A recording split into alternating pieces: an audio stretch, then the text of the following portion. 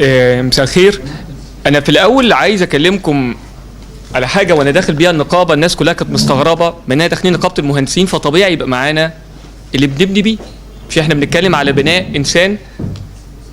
فانا كنت جايب معايا طوبه، بس في الحقيقه الطوبه انا عايز اتكلم عليها من خلال هو ده منهجنا في تلك المسابقه. احنا كتير بنطرح مسابقات او نخش مسابقات او نتعرف على مسابقات بتتكلم على المنتج، بتتكلم هتعمل مشروع شكله ايه، هتطلع في النهايه المنتج شكله ايه. اكننا في قاعه هنا وعملنا مسابقه عايزين نطلع القاعه دي بشكل كويس، لكن في الحقيقه المسابقه دي ما بنتكلمش على القاعه، احنا بنتكلم احنا ازاي هنبنيها من طوب متراصص مع بعضه البعض. ازاي ممكن نبني انسان هيتكامل مع باقي الطوب الاخر، مع الانسان الاخر. ازاي تبقى المسابقه هي منهج بيقدر يفرز منهجيه مختلفه تتيح الابداع، بالتالي يطلع منتج في النهايه مختلف. هو ده كان الهدف. عايز اكلمكم على الخطوات اللي هنمر بيها وازاي بنقدر نتعامل مع الطوبه دي، لانه بصراحه بكل بساطه جدا انا لو معايا طوبه والجدار اللي في ظهري ده محتاج 100 طوبه وما عنديش غير 99، فالطوبه دي ممكن تكمل جدار، ولو الجدار ده خلصان ممكن الطوبه دي تبقى بدايه جدار اخر.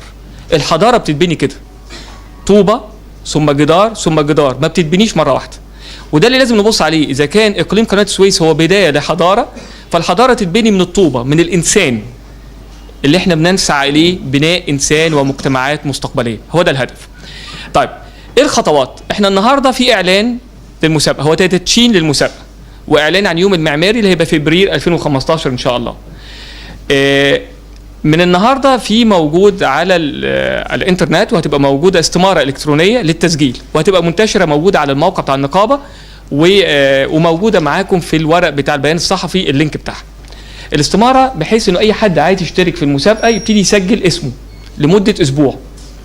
من الاثنين القادم اللي هو 26 يناير هنبتدي نفتح باب الاشتراك، وزي ما الدكتور احمد تفضل هيبقى الرسوم لكل مجموعه عمل 500 جنيه، ويبقى بياخد مستندات وشروط المسابقه يوم بدءا من يوم الاثنين 26 القادم.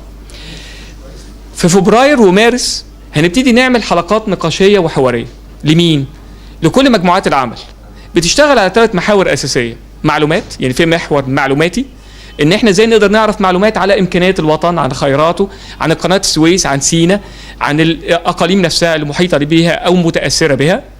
نمره 2 انه ازاي نقدر نفكر بمنهجيه مختلفه، ازاي يبقى عندنا فكر تكاملي تشاركي هنبتدي نشتغل عليه. النقطه الثالثه نتعرض لمشاريع مشابهه او مثيله سواء كانت جوه مصر او خارج مصر، وبالتالي يبقى في حصلت حركه تعاون وتكامل في المعلومات، وهيبقى حاضرها كافه المتسابقين اللي هم مجموعات عمل. لانه زي ما احنا قلنا مش هيبقى متسابق او مكتب، لا هو مجموعه عمل، يعني حتى لو داخل مكتب فهو مضطر يخش بمجموعه عمل مختلفه، يبقى معاه واحد اقتصادي، مع واحد في علم اجتماع، واحد جيولوجي، زي ما هيخش يشتغل في ايه. نبتدي بعد ما خلصنا في فبراير ومارس ورش العمل، يبقى عندنا في ابريل العرض بقى. قبل ما نقيم ونعمل المعرض في حاجه اسمها عرض. احنا قسمنا المناطق ل5 زي ما الدكتور احمد تفضل وقال. عندنا من حلايب وشلاتين لغايه العين السخنه، ثم السويس، ثم اسماعيليه، ثم بورسعيد، ثم التفاعل مع سيناء.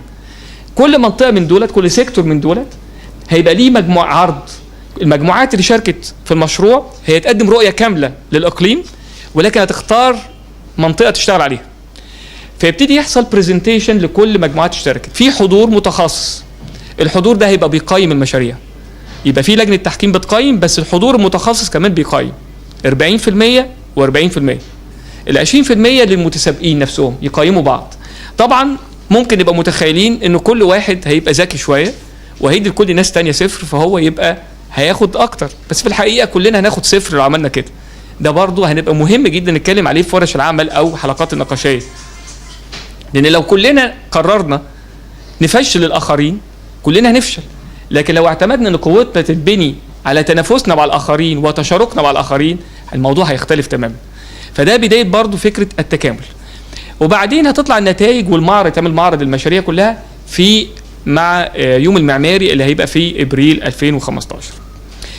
يوم المعماري، ويمكن الحاجه المهندس محسن قال لي بقى ان اكملها، يوم المعماري هيضم عدد من الانشطه اللي من ضمنها المسابقه اللي طرحناها النهارده، من ضمنها ورش عمل هتبتدي من النهارده في 8 محاور تبتدي تتعمل مش بس في القاهره، في المحافظات ايضا، يعني في الافرع بتاعه النقابه في المحافظات حوالين 8 قضايا هقول اساميهم، بحيث نخرج بنتائج ويبقى يوم المعماري تعرض فيه التوصيات والنتائج.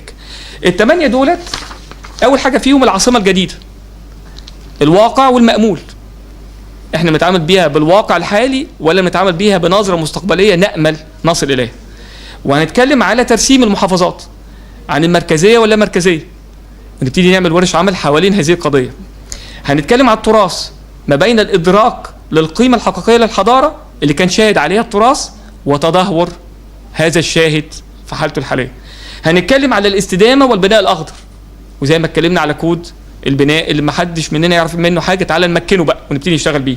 هنتكلم على التعليم المعماري ودور النقابه فين من التعليم المعماري او التعليم الهندسي بوجه عام. المهنه، ونتكلم على مشاكلها بقى وما لها وما عليها. هنتكلم على، طبعا بنتكلم على المهنه المعماريه لان احنا بنتكلم على اليوم المعماري. هنتكلم على المناطق الغير رسميه اللي احنا بنطلق عليها خطأ عشوائيه، لان في الحقيقه اول ما اطلقت كلمه عشوائيه كانت عشوائيه قرارات الحكومه التي ادت لتلك المناطق، وليست عشوائيه تخطيط تلك المناطق.